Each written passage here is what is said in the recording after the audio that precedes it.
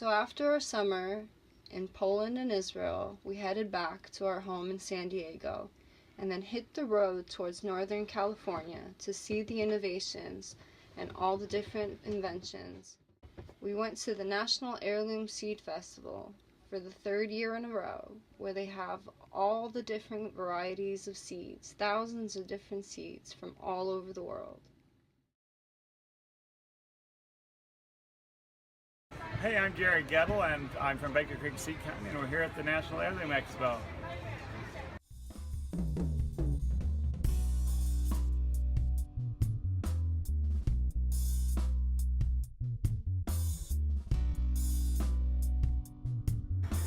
A few years ago, actually it's been about 7 years now, we started thinking it would be fun to have an event where people could get together from around the country and beyond and share seeds and stories, look at fruits, listen to speakers, and connect with other farmers and gardeners. And that's really what kind of brought about the National Heirloom Expo here in Sonoma County. Many years ago, they used to have a lot of agricultural expositions where people would bring produce and other things together and take a look at what other people were growing and other companies were growing to get ideas and trade information.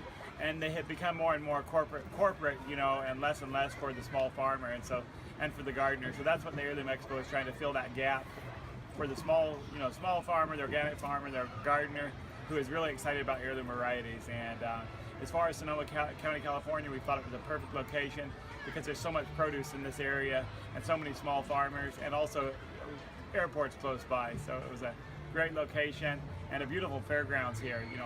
Feels sort of like you're in the country on the fairgrounds here. So it's not noisy with traffic. You have a big open area, and lots of people can come and have a good time, and lots of room for kids to run around, and also plenty of buildings for lectures. And people are just excited. We've met people from all over the country and many other places like Korea and Bosnia and France and Jamaica and Mexico, and on. The list goes on and on, all the places where people have came from.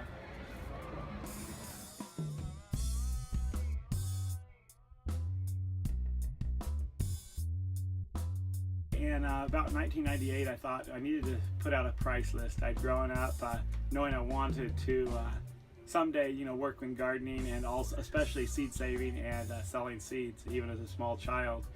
And so when I was about 17, 18 years old, we sent out the price list. It went out to about 550 homes, and it had about 70 varieties in it. And each year since then, more and more people have become aware of heirlooms, and the catalog has continued to grow. Now we have approximately about 1,800 varieties in the catalog or more, and shipping it out to every state, about 600,000 copies. People are really, every year getting more and more, I think, into growing their own food. And it's my passion to preserve the old varieties, and every year we take trips and find other people who are taking trips and our staff who are taking trips, and we're always looking for interesting things. Right now we're looking for green-fleshed squash. There's ancient watermelons. We're on the way home from the Heirloom Expo. We're going to go and stop and try to find the cave where the ancient watermelons were originally found, the crook-necked watermelon. So there's always something with heirloom stories to be told, things that were grown by Thomas Jefferson, or varieties that might have came from the ancient Romans, or Native American varieties from China or Japan who are 800 years old, or so many families and stories connected with the seeds. And that's what makes them special, not just the seeds themselves that are so amazing and beautiful, the varieties, but also the stories that go with them.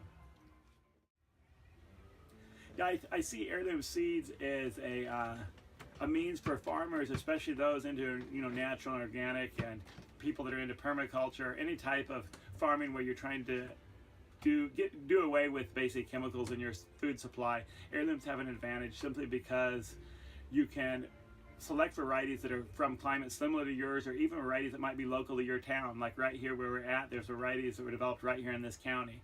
And that gives you an advantage, potentially, of finding things that were adapted to your climate, or finding things that come from an even more extreme climate. Like if you're in the deep south, finding a variety that might come from tropical Africa where they have extreme pests, or Southeast Asia. And that's the advantage of these seeds versus hybrid varieties that were selected in, say, California or New York, or some climate where it's like a perfect, like if we're in Missouri, oftentimes varieties from Thailand do better than varieties from a cool part of California, like coastal California. If you're in Central Valley, where it's really hot, you don't want a lettuce that was developed to grow on the coast in California. You want a lettuce that was developed to grow in the heat somewhere, Texas or Central Valley, maybe where you're at. So finding varieties that are from similar climates is, you know, very important. Plus the whole ability to save your own seed. That's probably the most important. With heirloom varieties, you're in control of the seed, not the government, not corporations, not even your neighbor. I mean, if you want to, you can take it down to putting yourself in charge of your own seeds, with the help of your neighbor, potentially, you know, with them saving some too. So that way, but when it comes down to the end of the day, you know, you have some seeds in your drawer or your chest or your garden that you can resave the seeds from. You're not dependent on another party in order to save your own seed. So at the Seed Expo, we met Miguel, and he makes houses out of recycled materials and earth. He uses things that he finds locally, and he's able to build these cob houses, and they're extremely cool inside. They're really nice. They have living roofs, and he showed us around all these different structures that he made straight out of the earth. So we're here at the Heirloom Festival. With living earth structures. Can you tell me a little bit more about these? Sure. So hello, I'm Miguel Elliot. I'm a knighted Asur Kabbalat. I'm with Living Earth Structures, and I build earth structures. I build adobe, cob structures using local earth, locally sourced as close as I am working for the most part. I live in Petaluma. I got this earth from my backyard in Petaluma. And so this is an adobe cob oven. I made a pile of sand. I put the wet sand clay straw mix over that, and then let that set up, and then I took out the sand, so that's how I was able to create the empty shaped mold. And so I'm cooking squash in here today. We have lots and lots of piles of squash all over the expo, and so I just took this squash. Thank you. And I took some of the squash and I put it in the oven, and it cooks great. And so as you can see here, we have this squash, kind of a squash pudding here. It's delicious. Thank you. Good. So this is the squash. This has some organic butter, some little coconut oil, and you know, some maple syrup and things. So we're just taking little scoops of this and putting it on a peel, using a peel as kind of the receptacle. And so it's two different varieties. This is completely sustainable. This is made out of soil, right? Yeah, this is all just local earth. The materials for this was maybe $50. It has a fun party trick. You can pour cold water right here, and it comes out hot water for tea. Nice. Which is fun. And I can actually build hot tubs around the oven too that can heat up the water, so you can sit in the tub and cook your pizza, put on a little boat, and float it around the water. There you go. All right. Sustainable hedonism. And yeah, so we have a whole bunch of the squash in there now. And so I'm here sharing the merits, the joys, the beauty of natural building, adobe earth cob construction. So it's been a lot of fun mixing up the earth with our feet and sculpting things. We made some little house models today, demonstrating some outdoor classrooms with the kids. And I brought my little brown caboose, my little mobile mud hut. It's built out of wooden shipping pallets, insulated with straw, covered in cob. I think it's the best solution I've come across for low-cost housing because the structure can go up very quick, and it's very durable, well insulated, and it's a lot of fun to build. So that's what this is here. This is the little brown caboose, right? So I take this on road trips and give kids a chance to go inside and see what it feels like to be inside of an earthen structure. It feels nice and cool on a hot day such as this. And so we have some other examples here, some earthen structures. We have a heated bench, a garden oven. This is another little pallet cob house here. The love bench. This is actually inside of a nightclub in Chicago, all built out of cob. An oven bench where you can have a fire down below and heat up the bench, right? Another outdoor classroom. So we actually did that outdoor classroom at a festival, the Lightning in a Bottle Festival, where we had the kids help design and build their classroom. At the end of the day, they said things like, "We can't wait to go to school in this classroom we helped build. And this was the funnest day I've ever had at school. And I want to be a natural builder when I grow up." They said all the right things. And so yeah, a lot of these ovens and benches were built during weekend workshops where we had people with no construction experience come together and dance in the mud, getting clay right from the ground, mixing some sand in there, building the oven, building the bench, and then it's a lot of fun because on the second day we can fire up the oven, cook some pizzas, instant gratification, and enjoy some pizzas to celebrate our accomplishments.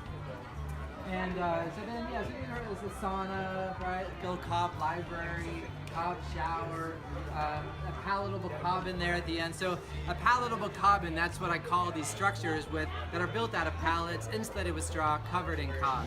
And so they're a lot of fun. I'm actually building one up at Real Goods, up at the Solar Living Institute up in Hopland now. And it should be all finished by the Permaculture Convergence in October. And so that'll be there to demonstrate, you know, this concept of using the pallets and straw and earth as a building material. So yeah, so we've been cooking squash in the oven. I brought my wood-fired oven. I have a mobile pizza oven, just using the clay right from my property. And so we've been cooking squash and giving out samples, and it's been a lot of fun. People have been enjoying it. So I made these at my house in Sebastopol about 2 weeks ago and let them dry. So they were ready to go. So we basically did the floor. To insulate the floor, we used empty glass bottles, right, and some sawdust, very lightweight, fluffy mix. Insulate the floor, put our fire brick down, and then we made a ring of these adobe bricks that was 32 inches across, right? And then just started kind of forming these into a dome, right? And as long as the insides of the trapezoids are touching, right, then it's impossible for the dome to collapse, right? As long as they're really nice and snug.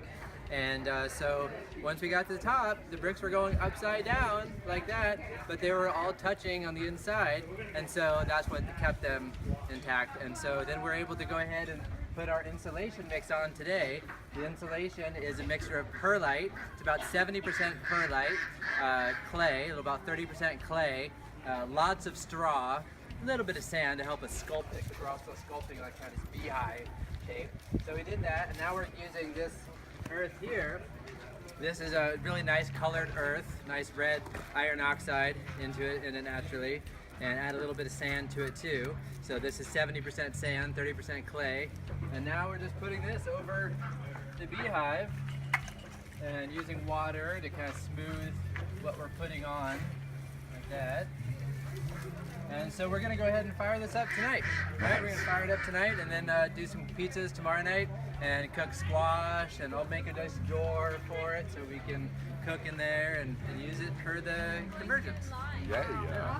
Structures, and I'm here in Sebastopol, and we're at the site of the Stone Stew Farm, and so I've been working for the last few months on building these couple little structures out of shipping pallets, wooden shipping pallets, so I call them palatable structures. So this here is the kitchen we've been working on. So it has a living roof, like you can see. If you come inside here, we don't have any of the appliances in. We're getting the appliances in next week. We've just been working on getting the floor dried. So right now, we have the walls up. We pretty much framed the walls of this in about 4 days. We put upright supports going up on pier blocks and then pallets in between each one, and then filled the pallets with straw, right? And then put the cob mix, the sand, clay, straw mix, over the pallets. It's over a clay slip, and then found some recycled glass and recycled windows and framed those in. And then, yeah, just worked in some shelving and some bottles and things. And we did a cob floor last week, so this is drying out. But yeah, you can see the stained glass up above, and there's the round windows and some of the shelving. We put in some colored bottles in the ceiling on the roof. And so coming along, we did 2 doors, so we have 2 different entrances. And we have a little garden here with some flowers and some winter garden we planted. And then this is the living space. So this is we call it the cobbin, right? So it's a little small 120 square foot structure. This is the size, the legal limit you can build without needing a building permit.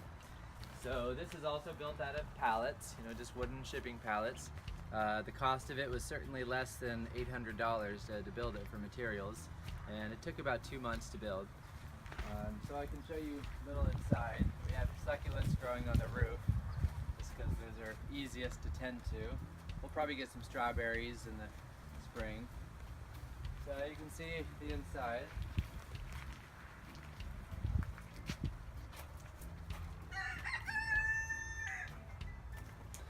So just had fun with the some of the bottles you can see up in the top, stained glass. There's actually LED lights inside the bottle, so at night it looks really just kind of a neat effect. Yeah, so tried to keep the space as simple as possible, not too much stuff, just the basics. So yeah, and so we're right up the road from the Permaculture Skills Center here in Sebastopol, and so just right up the road. So we had some of the students from the permaculture design course came up, and they helped with some of the construction of this, helped put up the pallets and filling them with straw and putting the cob over it and some of the decorative sculpting, and they actually helped plant some of the things on the roof also. So, And is that just a soil bed, or you put cocoa peat, or what did you use? Yeah, for good. The Yeah, rooftop? so I used kind of just a good compost mix, kind of a lightweight, good compost mix. It's a pretty fertile. Used some of our own compost that we had from our farm, and also got some other stuff from a landscaping supply shop. And it has a membrane, kind of pond liner membrane underneath the earth. Nice. And what about that piece in the middle? Is that just air vent? An air vent? How does the air function inside? Yeah, good. Yeah, so there's a skylight in the center. So in the center of the roof, there's a skylight, right? So and it can be a vent. It's actually a skylight that can be removable, right? And that's what we have in the kitchen also. At this point, we just have a small composting toilet over here. Okay, cool. So we are now in the exciting phase of looking at our accomplishments that we've done this morning. So they're drying out really nice and hard. So this here is a cob spa, right? Rock the cob spa. Cherie, you do like it. And so this is a sauna, right? This is the sauna, the hot tub. We have the outdoor shower and the composting toilet. We have the heart-shaped massage room right here. To heat up the space from the inside, you can make a fire right here in the cob oven, just right, level with the wall. Make a fire right here. So the dome of the oven is in the inside of the cob oven, right? And so that the dome gets nice and hot. And then there's a flue, a 6-inch flue, then that goes through the bed, right? So that heats up the bed. And then the smoke then comes out here. And then there's also a copper tube coiled around the inside of the oven.